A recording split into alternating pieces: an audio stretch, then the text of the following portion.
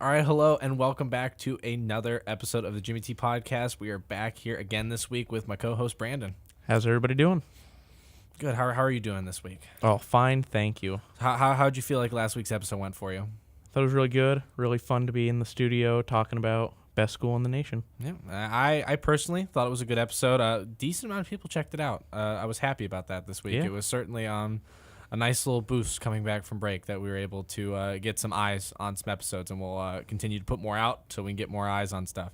But we will talk about today was a disappointing week for the basketball team, to put it nicely. I think that's the nice way to say it. Because we did talk about last week that there was an important stretch of games coming up for the basketball team. And unfortunately, they did not rise to the challenge, as two important American games were dropped this past week, the first of which being at Cincinnati.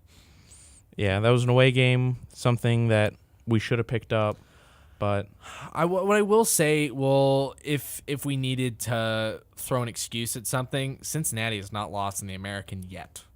And as of recording this, on Cincinnati has not lost a game in the American yet this season. So that, especially going to Cincinnati, then that was a tall order. But unfortunately, like you said, it was something they needed to pick up and kind of make that change for a vital push to the end of the season, as we talked about. Exactly. But they just weren't able to pick it up at the end. But then they did come back for another American game against UConn, who kind of, upon further review, because UConn's normally a pretty consistent program, and maybe I associate it more with their women's program as of late, as they are chasing. I think they got 99. They're at 99. They need that one more.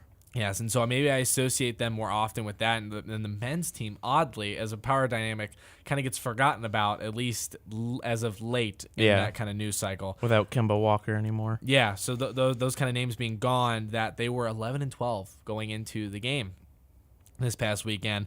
And I will give them credit. They did show up to play, even though it was a very slow start to the game to start out. Both teams just couldn't get it going early. Yeah, it was just back and forth, and I was like, someone just needs to make a friggin' basket. And then all of a sudden the game opened up almost immediately, like almost as like to snap back to exactly where probably how the game should have started, where it was really fast-paced.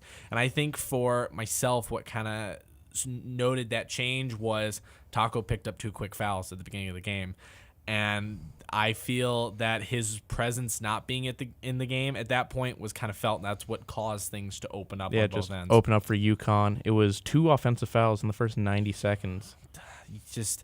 And that's hard, is because it is something we've talked about, that, and Coach Dawkins has even said that officials need to learn how to call Taco, and it just is difficult to kind of get to the standpoint that it doesn't matter how you're getting him, because he's a smart guy. Like that's not an issue of telling him to be smarter. Yeah. He's a smart dude.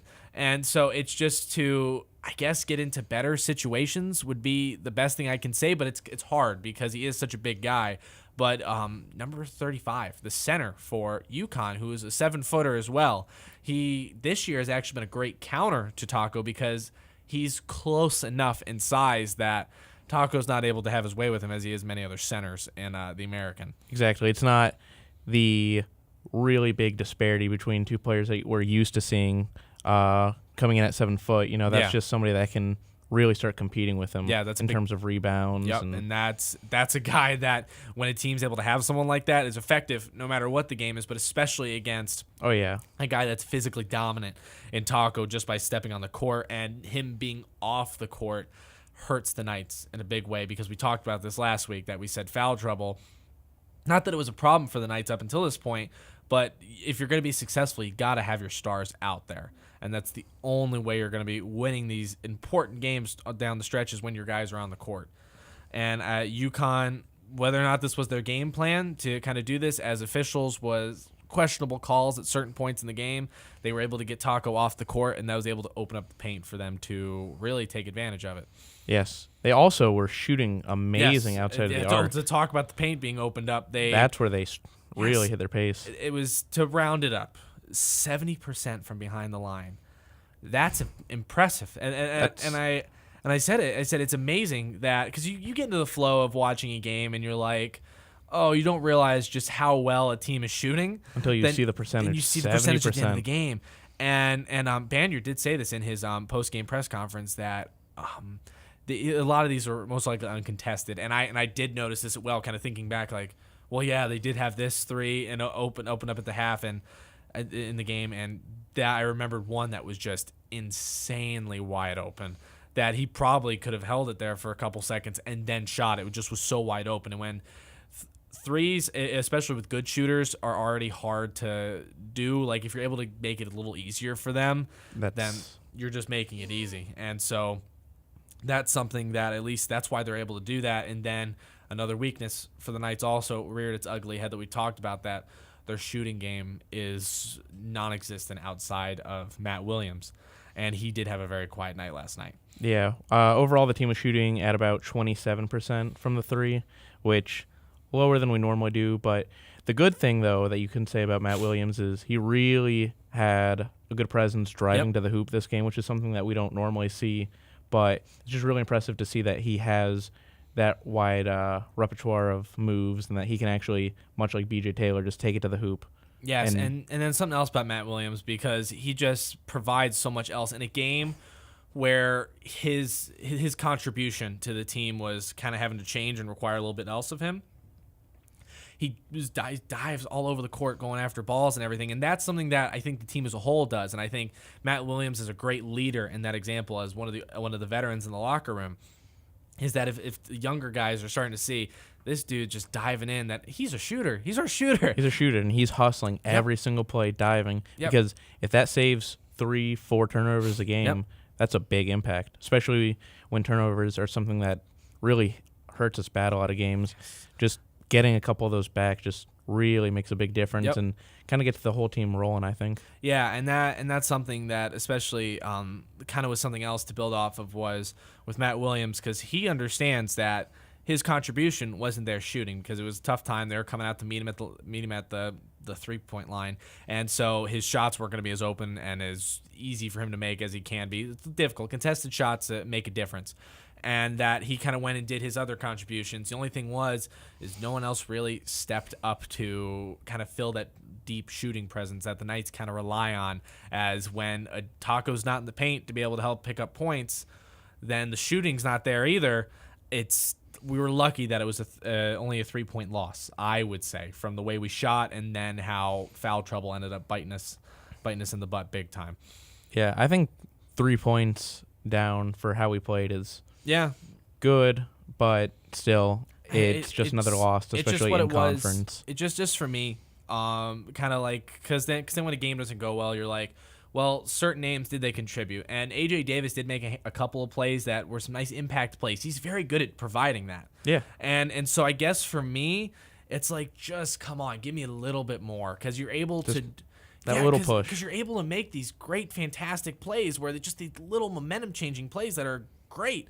Just give me a little bit more. He's got to at least be in double digits for me for the talent that he has and the way that I've seen him provide for the team in the past.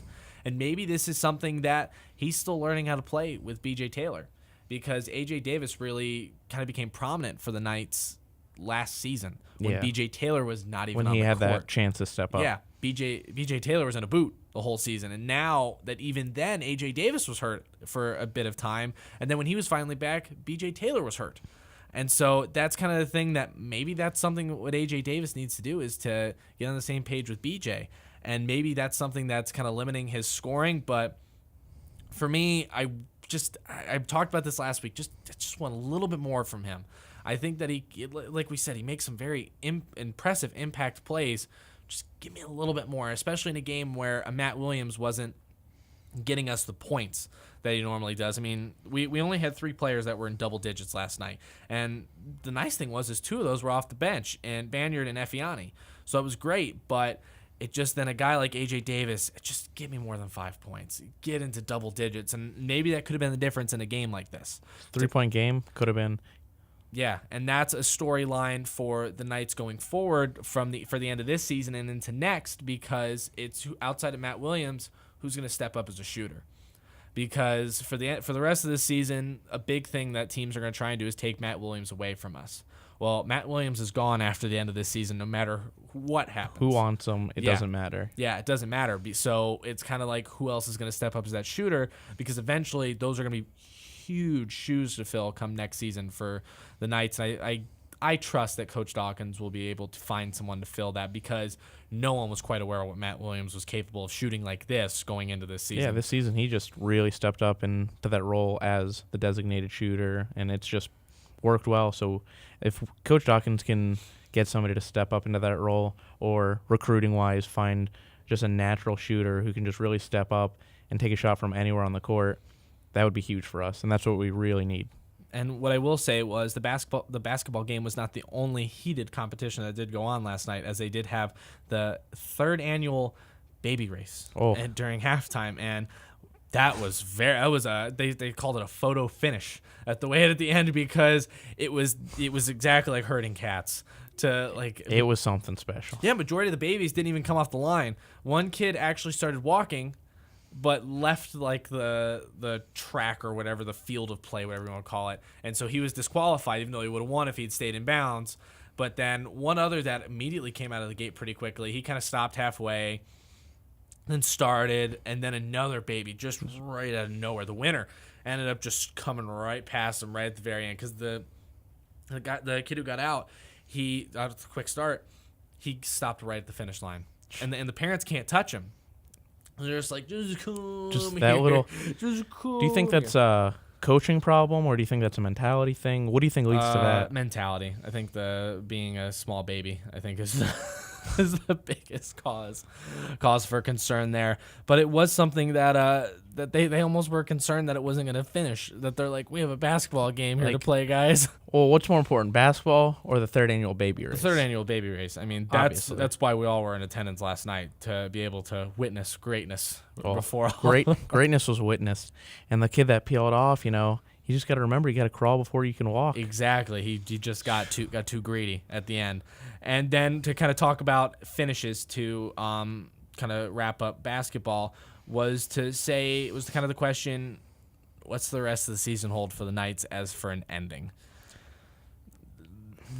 That's up in the air for me, because we did talk about last week that, and I don't think this fully changes for me, that there still is a lot of good that's come out of this season, and I don't think they finished 15-15. I'm not happy.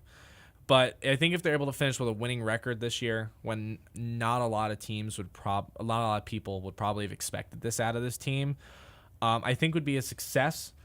I would like them to win at least 3 or 4 more games. I think I would be happy with 18, 19 wins would be good for me. What about you? What do you think? I think, you never want to say that an even season is good. Yeah. But I don't know. I'm with you that I want just a little bit over 500. Just a couple more wins. It really shows that we have the will to keep going. We've had this rough streak, but if we could just kind of turn it around, make the season end positively, I think that'd do a lot for the fans, do a lot for the players that are returning. It's when you get into that mindset of just ending it bad. It's just bad all around. I mean, that was something with Donnie Jones, the last coach, that the team got into some ugly stretches to finish out seasons. And that it was a very promising start for some of these seasons, and then just would fall off at the end. And when it came down to these important games, like this week were important games against Cincinnati and UConn that the team needed badly to pick up. And not saying that's indicative of what Coach Dawkins has done this season, because it has been a turnaround as they've picked up more games than they usually do. Oh, absolutely. But I think it's something that's what they want to change, is to pick up a couple more of these games at the end of the season, and especially that one against USF at the end, I think can put a nice polish on what was a good year of improvement. Kind of like what it was with football, that I know I got a little frustrated towards the end of it, because you could just kind of see, and that's kind of where I am with basketball too, that you could see so much talent is there, because and the guy, and there's not a single guy I could point at to say it's you who's not doing it. There's on no the team. weak link. They're working hard, and like we said, they're diving for balls, trying to make plays, and just playing their hearts out.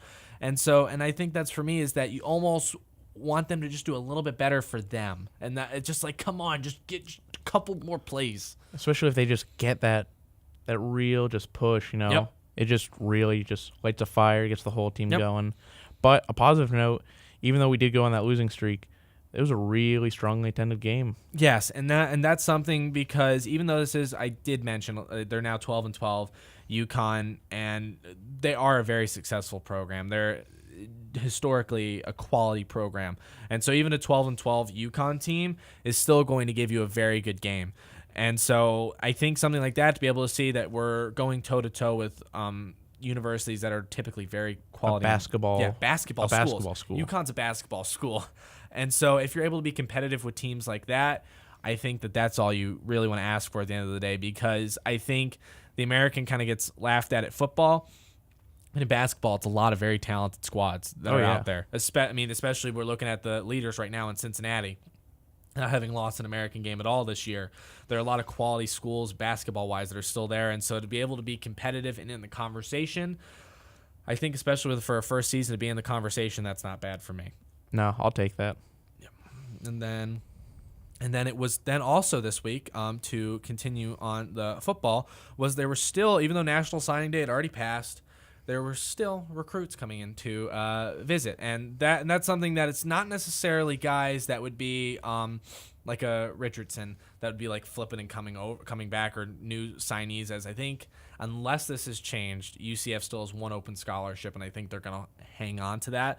I think for some fans to understand that, like, national, like, all this recruiting, it's year round. Yeah, recruiting's all year round. It does not stop. So some of these guys that are coming in could potentially be someone for that last spot, or they could be someone for next year. Next year, National Signing Day recruit. Current junior. Yep. And just getting that in the mindset, just go like, I like this school. Yep. Because those visits have to happen at some point. So and that's something that, like, to kind of look at, to be like, this is still going on. And Coach Frost, like, it doesn't stop with just National Signing Day. It's still a priority, and it's still something that a great coach like him is always thinking about the future, always looking ahead, which is something positive, something that we need. Yeah. And I would say that the UCF football team and athletics program had recruitment on their minds when they released the American Athletic Conference released their football schedule this week, and UCF decided to have some fun with it, with actually releasing their schedule as a like recruitment thing, like you see on Twitter, where they type in their notes. And I really liked that. it. Just you could tell it's a screenshot too. Yes.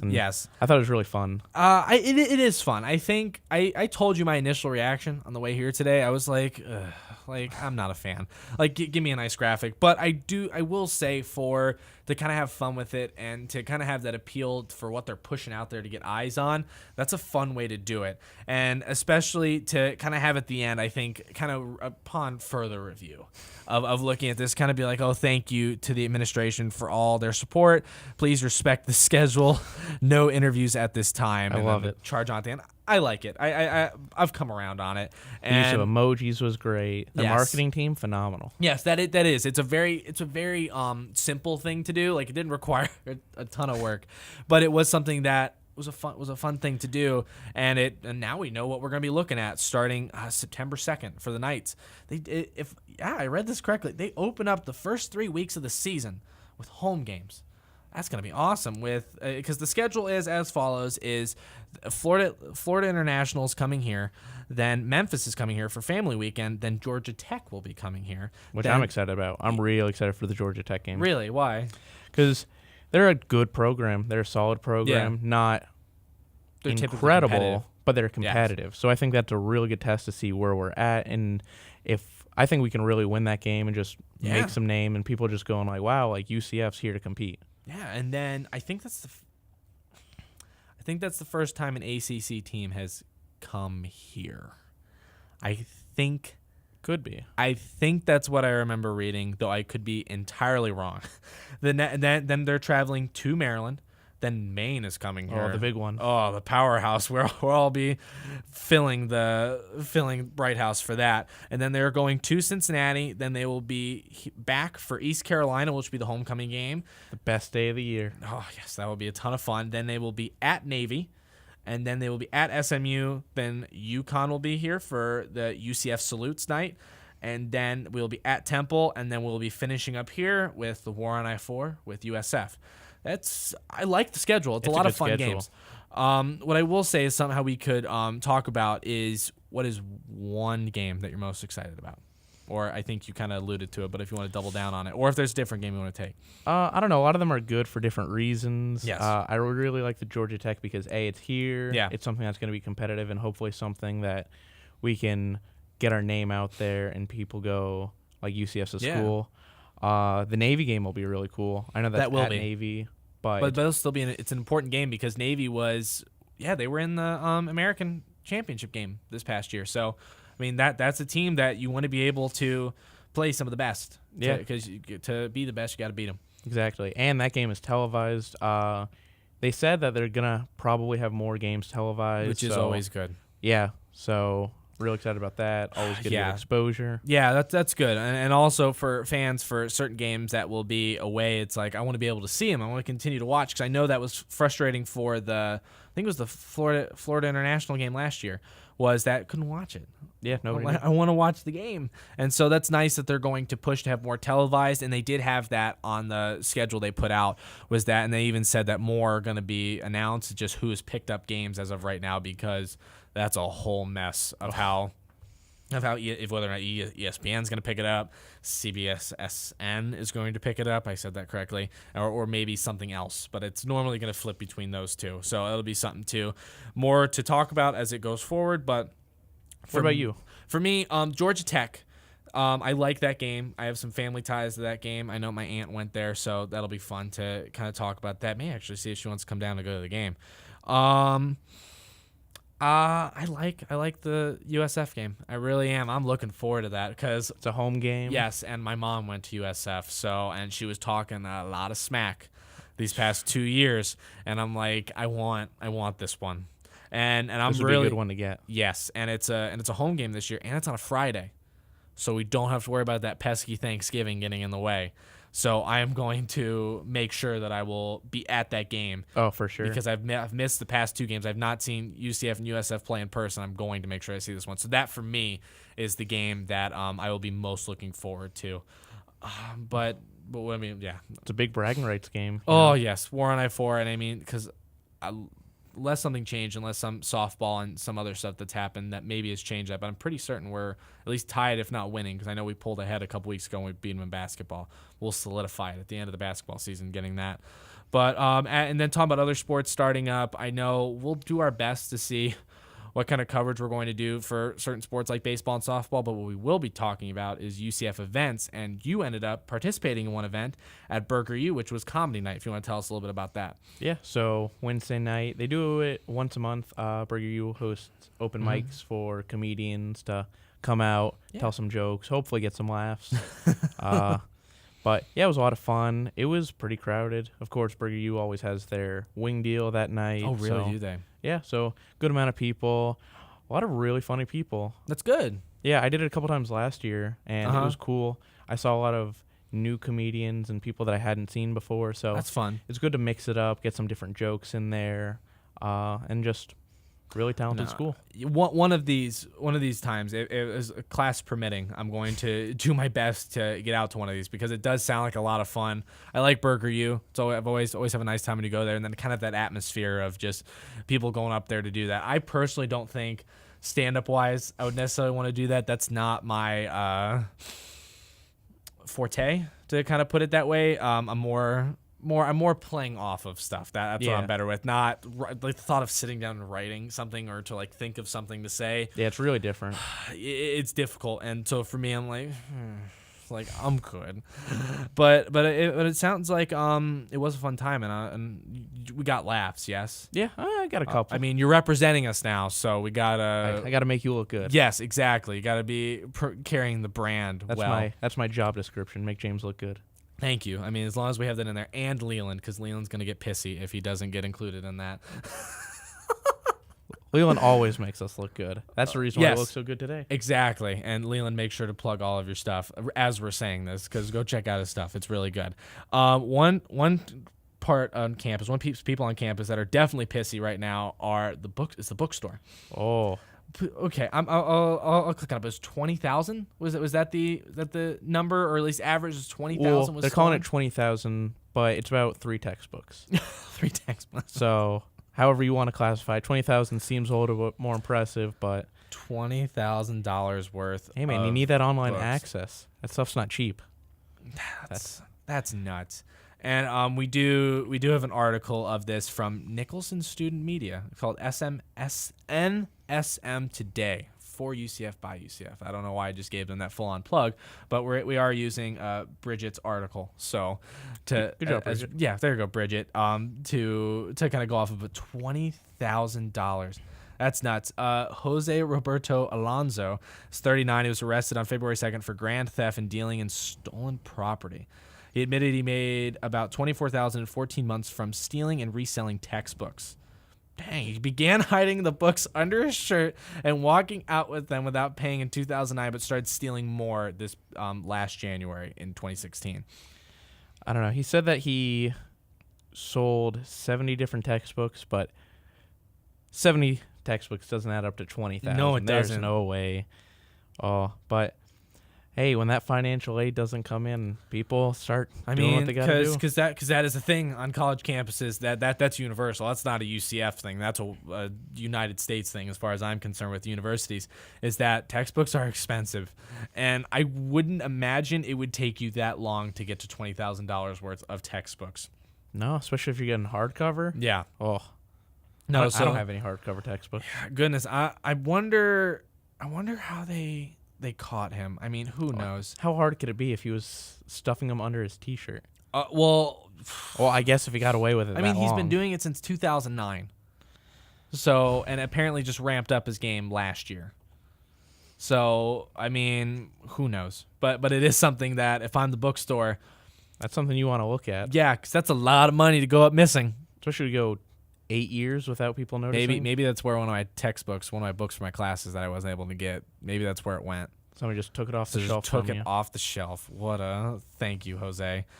But we most likely will be trying to do other events up in the future. We'll definitely be checking out Comedy Night again, and hopefully be able to get some pictures of you out there.